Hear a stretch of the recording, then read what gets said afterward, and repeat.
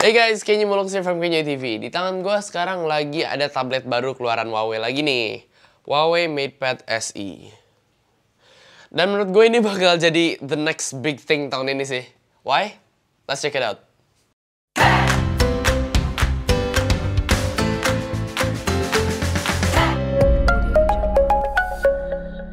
Lo beli tablet tuh biasanya buat apa sih? Paling kan rata-rata buat kayak kebutuhan tambahan gitu kan ya? Kayak zooman, lihat-lihat tugas sekolah atau kerjaan, lihat email, Netflix, YouTube gitu. Nyari-nyari resep, dan yang kemungkinan terbesar adalah juga buat bikin bocil diem. Ya nggak, Lana? Ya kan? Admit deh, karena kegunaan utama tuh kayak buat foto-foto, main game, pakai GPS dan yang lain-lain tuh pasti ya lo biasanya pakai handphone lo aja gitu, pakai main device gitu kan. Nah, apakah MatePad SE ini bisa ngelakuin semua kebutuhan lo itu? Sedangkan si Huawei juga bilang tablet ini tuh family friendly ya. Jadi buat test case ini gue pengen coba pakai di keluarga gue nih. Pertama adalah buat kebutuhan nyokap gue. Nyokap gue ini biasanya ngegunain tablet tuh buat kayak zooman meeting PWMG atau nyari-nyari resep, dan pastinya juga buat nonton drakor. Dan pastinya tuh buat mama tuh salah satu yang paling crucial adalah harganya. As you can see, semua ini tuh bisa dijalanin pakai tablet ini. Zoom meeting jalan sempurna di sini. Sedangkan buat kerjaan resep dan lain-lain tuh pasti ya tablet ini jauh lebih enak ya dipakai daripada pakai handphone gitu kan. Secara layarnya lebih gede, jauh lebih gede daripada pakai handphone apapun. Terus buat nonton drakor, ya semua aplikasi nonton di sini bisa jalan deh. Jadi mulai dari Netflix, ada Disney Plus Hotstar, sampai di sini tuh ada WeTV dikasih gratis selama 6 bulan kalau lo beli tablet ini. Dan tahu nggak loh kenapa device ini tuh enak banget dipakai buat nonton? Karena layar dia tuh udah 2K high res, cok. Seriusan, dia nyaman banget dipakai buat nonton ini. Oh iya, salah satu yang ngebikin tablet ini juga emak-emak proof adalah harganya. Mama itu selektif banget sama harga, khususnya juga emak gue sih. Gimana masih MatePad SE ini nih? Harganya dia cuman 2 jutaan. Tepatnya sih 2,799 juta ya. Harganya itu bener-bener cukup kantong friendly ya buat sebuah tablet berukuran 10,4 inch ini dengan layar 2K. So, tablet ini buat emak gue approved. Lanjut sama adek gue Lando. Lando itu dari kecil tuh selalu nonton tablet nih kalau makan nih. Ini nih bocahnya nih. Itu kayak rutinitas aja nih. Makanya nih dia doyan makannya. Karena ya waktu nonton dia emang cuman kalau dia lagi makan, except kalau lagi di rumah nenek gue, itu mah bisa bener-bener all day long tuh nonton di situ. Gue dulu juga gitu soalnya. Dan again, that's what our grandparents are supposed to do ya, to spoil us.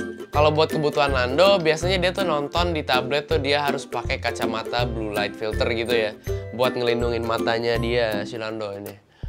Nah, tablet ini tuh udah double TUV Rhineland certified. Jadi buat blue filter certification dan juga flicker free certification. Jadi, sejak pakai MatePad SE ini tuh kayaknya ya lebih tenang aja kalau Lando nonton lupa pakai kacamata blue light filternya dia.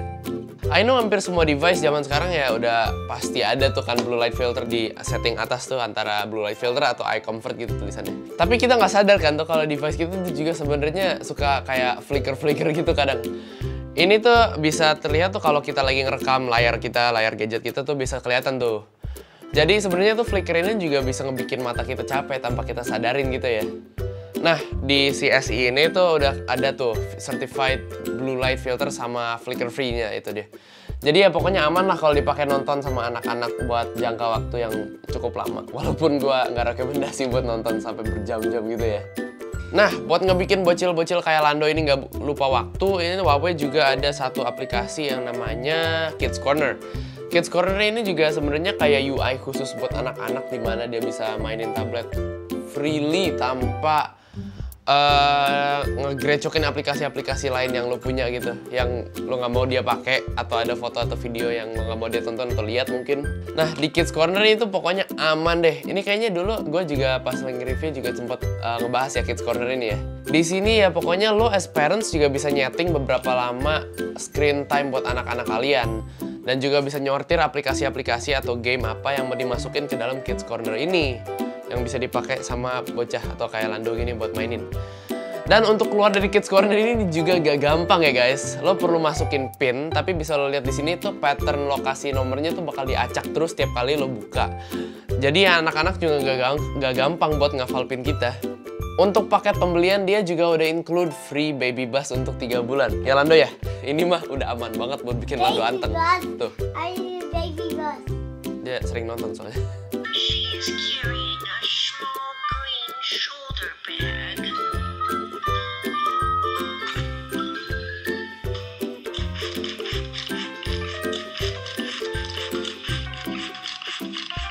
Terus selain itu juga ada proteksi yang ngasih tahu kalau bocil-bocil tuh udah terlalu deket nontonnya atau lampunya terlalu gelap gitu kalau lagi nonton. Hey there, I'm getting all dizzy. Let's try to keep the screen steady. Hey there, I'm getting all dizzy. Let's try to keep the screen steady. It's too dark here. I can't see very well here. Can we find somewhere else? Hey there, don't play lying down. Playing while lying down isn't good for you. Play.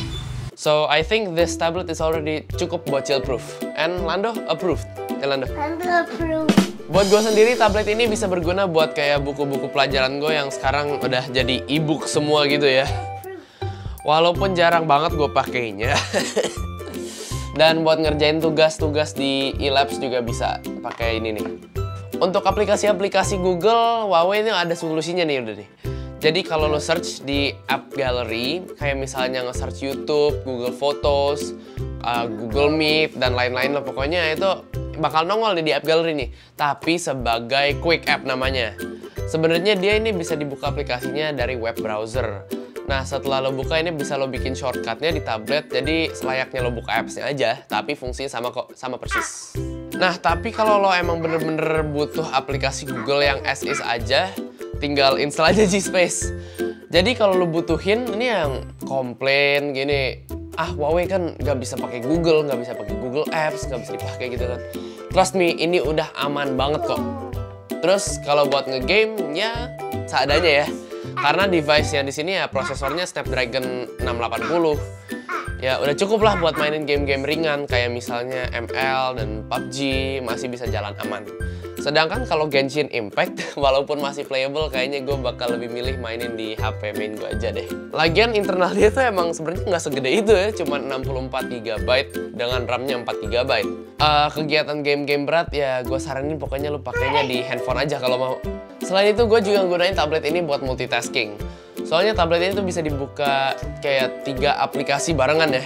Dan caranya ya gampang banget lah pokoknya. Jadi buat lo yang suka kayak nge-compare harga di online shopping gitu ya, lo mau bandingin, ya pokoknya ini udah enak bener di sini.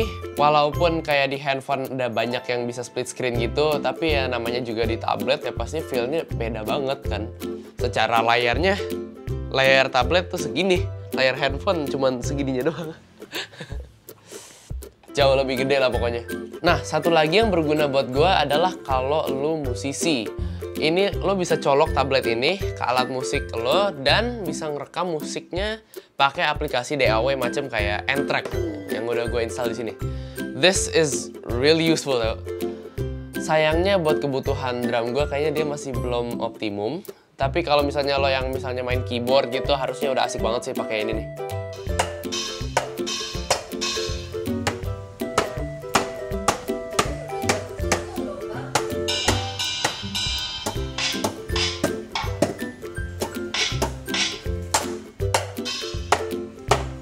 Kegunaan lain tablet ini adalah gue bisa juga ngegunain dia sebagai teleprompter. Jadi kayak yang gue lakuin sekarang, yang di sini, gue ini lagi ngegunain tablet ini sebagai teleprompter juga nih.